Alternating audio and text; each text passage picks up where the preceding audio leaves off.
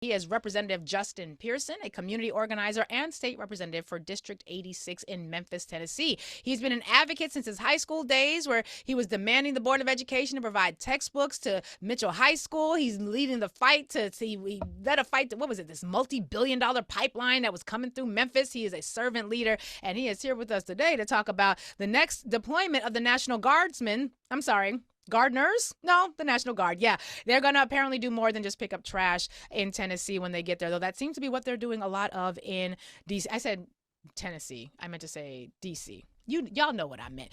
Representative Justin Pearson, hello, sir. Welcome back to Hey there. How you doing, Lurie? So good to see you.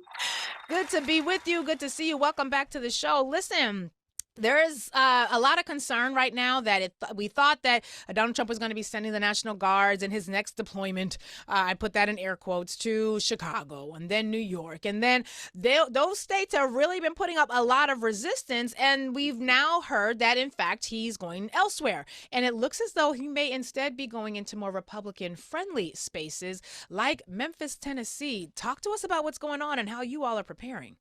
Yeah. So this is nothing more than another abuse of power by this administration, wielded against a Black majority city because the President of the United States of America is a white supremacist and is weaponizing the armed forces, weaponizing the National Guard against us to fix what he says is crime.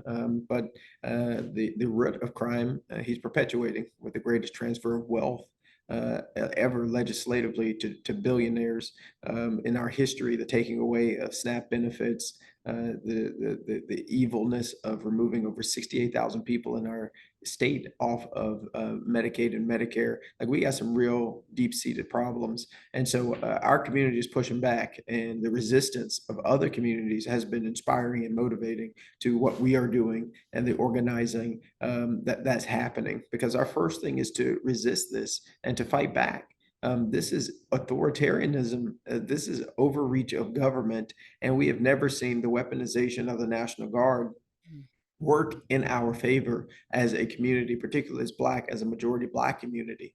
And they don't care. He nor Governor Bill Lee cares at all about our neighbors, care at all even about the issue of crime, because if they did, you know what they would do? They would handle poverty. They pass gun safety laws, but instead red flag laws, restrictions on firearms. Those things aren't things that they're caring about at all. Now, the difference between coming into a place like Memphis, Tennessee, as opposed to, say, a Chicago, Illinois, Democratic mayor, That's right. Democratic governor, and they have had they may not agree on everything, but they are agreed on this. Thank you for that, Amin. I just saw the change. They are agreed on this, that they do not want the National Guards coming in. They've presented a united front. Tennessee, not so much. A lot of Republican leadership. Some might call it a Republican stronghold. Talk to us about what you all are seeing on the Republican side of the aisle locally that give, at least people like me, is giving me a lot of pause as to how this might be similar, much more similar to DC than, say, in Illinois or New York. Absolutely. Well, we have to realize that the change in strategy toward Democratic cities within Republican states is because of the pushback in Democratic-led cities and Democratic-led states, and the pushback also legitimately, legally. There was a big case they lost saying that what they did in Los Angeles, right, was illegal. And so because they're taking losses in the courts, they said, how do we weaponize more friendly places, right, with governors to then target these majority Black cities? And so that's why we're going to see more Black cities and majority Black cities in Republican states being the target. But for a long time, Republicans have not invested in Memphis and Shelby County. This isn't new. I got expelled, right, a couple of years ago, standing up for gun violence prevention.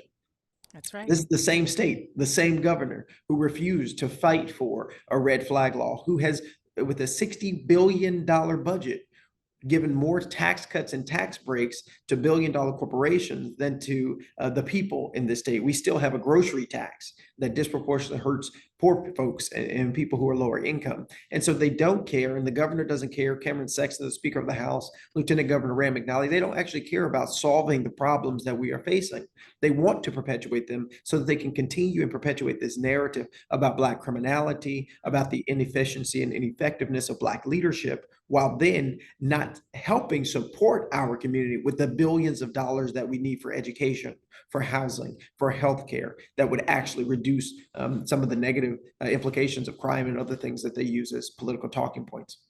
Now, what's interesting to me about this is that this is not the first time, just within the course of the few minutes we've been on this call together, that you have referenced all of the social safety net concerns that you have. Now, if I am listening to them, and I don't, but if I was listening to them, one of the things they were going to say is, oh, you're just a lefty. You just want to give people housing and give them free food and give them free health care. We're worried about crime, sir. What do you have to say about crime? And I feel like we are seeing a divergence from the reality that you and I may experience as people who are living in these communities and what they want to focus on. I guess my question is two parts. Number one, is there a distinction for you between talking about crime and the social safety nets that Republicans are yanking out from underneath people who traditionally deal with socioeconomic challenges? In fact, that's just the one question. Let's sit there for just a minute. They're ripping away the social safety net is creating the conditions that have folks to commit crimes. Oh, say more, please. Right. Like if you are hungry and you don't have money to buy food, how long are you going to stay in that condition before you do something that may be illegal to eat?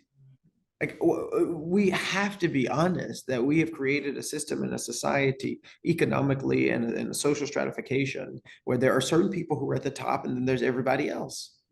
And when you are trying to survive, and I've met with folks at the food bank, there are people right here in Memphis and Shelby County who are food insecure. 1 out of 8 children in our city go to bed hungry at night. These are not accidents. These are not coincidental. And you know what? It doesn't have to be this way. But what has happened with conservatives and Republicans is they have convinced us that the condition that we are in, the impoverished conditions that we find ourselves in, is the way that things ought to be. And the fact that people commit crimes, the fact that folks have access to guns and use them is our fault. And it's not the fault of the Republicans in Tennessee General Assembly who made it so that you didn't need a permit to carry a firearm against the will of our chief of police and our sheriff. It's not their fault that people are breaking into cars. Their fault that people are breaking into cars when we've had 30,000 cars broken into since they made it legal for you to leave your firearm inside of your car. They keep trying to distract us from the fact that they are literally creating the conditions of criminality. And then they're giving people felonies, so it removes their right to vote into perpetuity. Right? If we continue to have a society where we do not care, as scripture calls us to do, for the last, the lost, and the least of these, those who've been made last, those who've been made least, those who've been made lost. If we do not care for people at the bottom, we are never going to have a society that functions well. But that isn't going to happen if you don't put resources into our communities. Right. Now, Representative Pearson, I got to be honest with you. I sometimes am accused of being hyperbolic. Like I exaggerate, although I be right about what I'm hyperbolicizing about. Apparently I be right. But I always think about, like, if I were an alien from outer space, right? I got to be careful about that term because we know it's a politicized term. But if I'm coming from outer space, let's say it's my first day traveling to this part of the universal hood, and I decide, I'm like, oh, okay, I've never been to Earth before. Let me drop down and see what's happening right there. I feel like if I'm an alien, I'm going to look at the conditions and I'm going to say, wow, the people in power have a lot of money. It's interesting to me that they keep using their power to deny anybody at the bottom from getting access to anything that they need just for basic needs. I would look at the history of this country wherein you either had a slave labor class or the use of the penal system to criminalize that same labor class and then force them into jail where you just so happen, I mean, imagine the irony. You end slavery, and then weirdly enough, you create this entire new amendment that says you can technically be enslaved if you're a criminal. If I'm an alien from outer space, to me, I'm just saying, that feels a little intentional. It Yeah. feels like that is the plot. Please try to convince me that I'm wrong, Representative Pearson, because I'm having a hard time understanding how this is not all by design, considering we're dealing with people who had a 50-year plan to end abortion rights, a 50-year plan to end the Voting Rights Act.